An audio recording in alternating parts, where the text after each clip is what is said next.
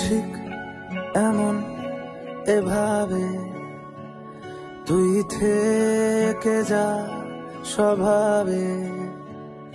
আমি বুঝেছি ক্ষতি নেই, আর তুই ছাড়া গতি নেই। ছুঁয়ে দে আঙুল, ফুটে যাবে ফুল, ভিজে যাবে গা। কথা দেওয়া থাক, গেলে যাবি চোখের বাইরে না।